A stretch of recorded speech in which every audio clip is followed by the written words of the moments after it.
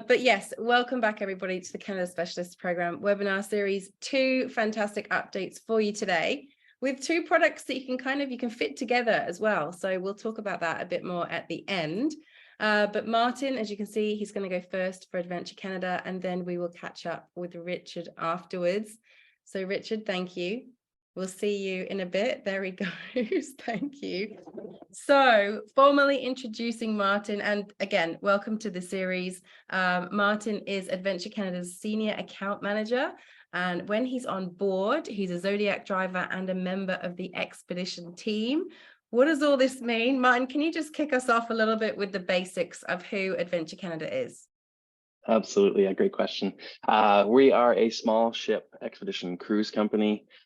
We are family run, Canadian owned and operated. So I've been in business since 1987, taking people to the remote parts of Canada. Awesome. Thank you. And like I said, we did catch up with you last year. It's great to have you back on the series this year. So maybe can you just kick us off with what's new this year? Yeah, absolutely.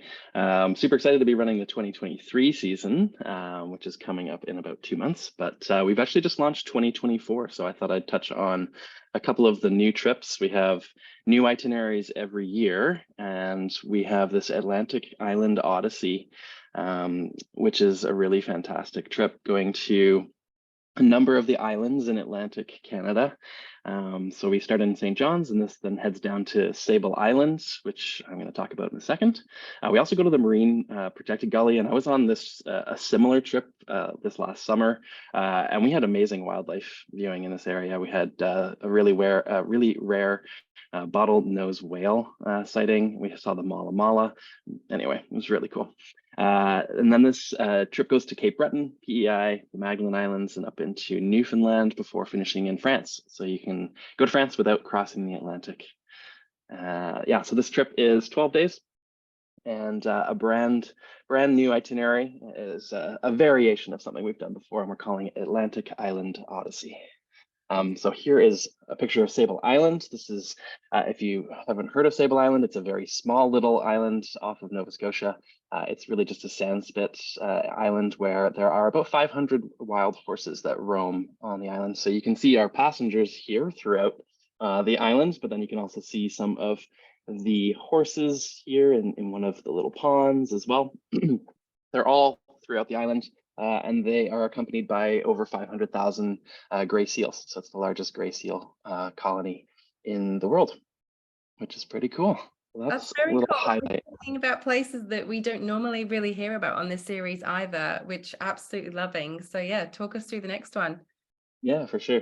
I'd heard about Sable Island all the time because I grew up in Halifax. So it was really cool to go there myself. Another really cool spot to go to in Canada that I'd never heard of growing up was the Torngat Mountains National Park. So we have a Greenland and Wild Labrador trip that occurs every year, but this is one that's coming into the earlier part of our season in 2024. It's going to start in St. Pierre, France. We're going to go up the coast of Western Newfoundland on the inside, up to the coast of Labrador. And then the big focus here is 3 days or more in the Torngat Mountains National Park. It is absolutely stunning. The whole trip is 15 days. It actually ends up in Nunavut.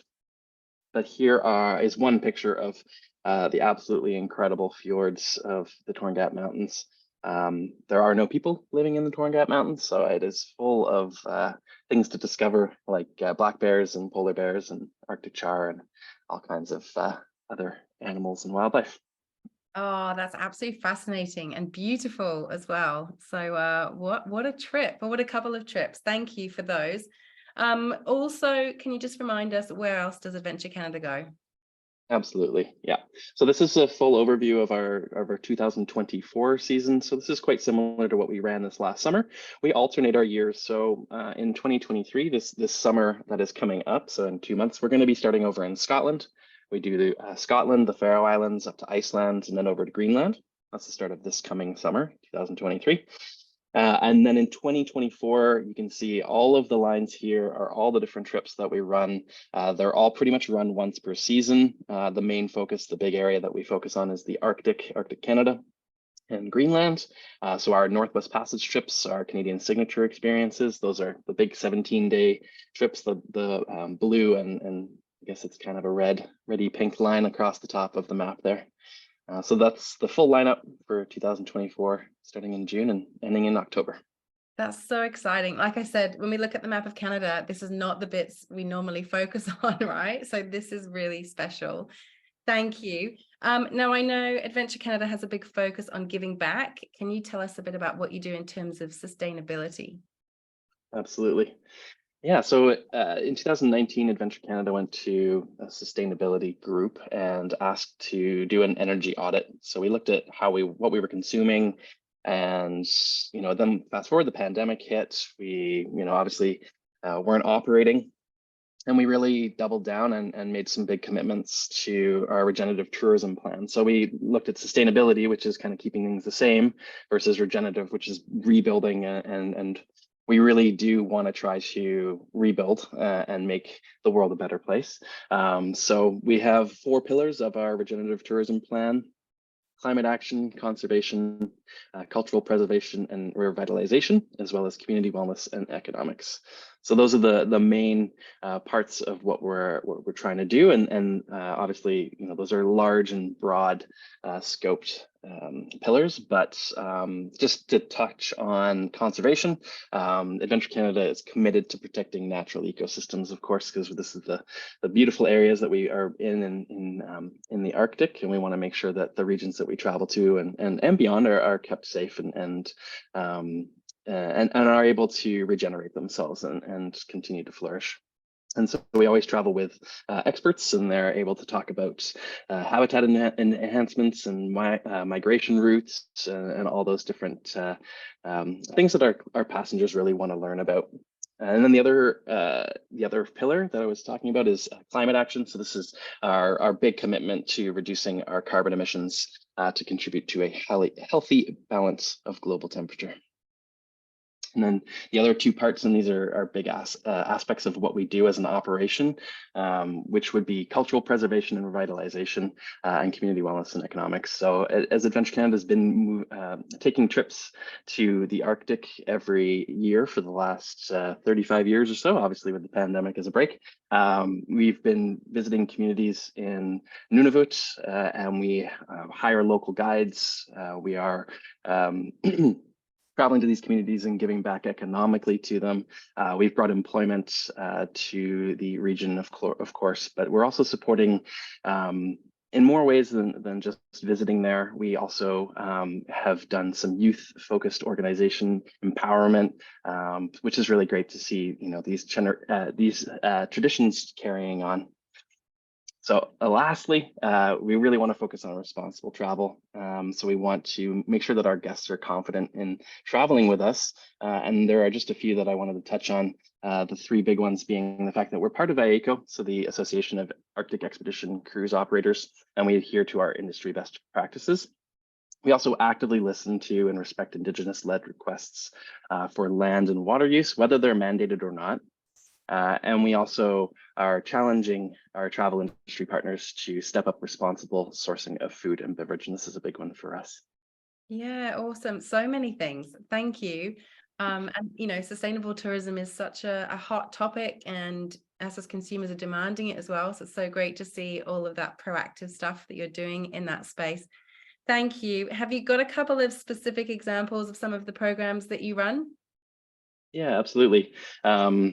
I'll touch on the Taste of Place, but I also just was thinking about some of these different organizations that we've funded as well. We've also brought hundreds of thousands of dollars worth of hockey equipment up to the Canadian Arctic to support local community sports teams there. But one really cool one is Taste of Place. So this started in our 2019 Newfoundland circumnavigation expedition. And we really wanted to showcase the rich culinary and gastronomy of the local region. And so we met with fishers and farmers, and our guests met with the fishers and farmers to see how they're getting the food and how they're producing it. And then, of course, the passengers are also able to try some of this food as well. So you can see some of the hundreds of scallops that were caught by scuba divers from our expedition that went down into, obviously into the ocean to catch these and then brought them back for our guests to try. which is, it's very much so farm to table or seed to table. Don't get fresh on that, right? That looks absolutely amazing. Yeah, it is. It's really, I actually got to try one of these scallops. I was on this expedition, and super, super fresh. Just like this next couple of photos, which is our hotel manager. This is from our Northwest Passage this last year, sourcing, I think it was about 1,500 pounds worth of halibut, fresh caught single line halibut, which was then on the menu for that night's dinner. So Wow. really great to be able to showcase, and support the local fishermen, but also then showing our guests this incredible traditional food. Yeah, that's fantastic. And so this was the last time you're on board. Tell us a bit about that trip. Absolutely, yeah. So out of the Northwest Passage in September of last year, absolutely fantastic trip. I got to bring my partner along, which was fantastic because she'd not been to the Arctic before, and I just thought I'd choose a couple of shots from the trip. This is one of my favorite communities that I've ever been to.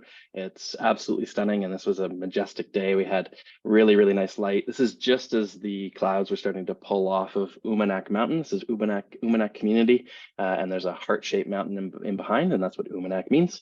And then just a couple days later, we were in a place called Cap York, and just jaw-droppingly beautiful. I don't know what else I can really say about this, other than the fact that the group that I was leading got all the way up to the ice cap around the corner here, and we stood up on the Greenland ice cap, which was pretty cool.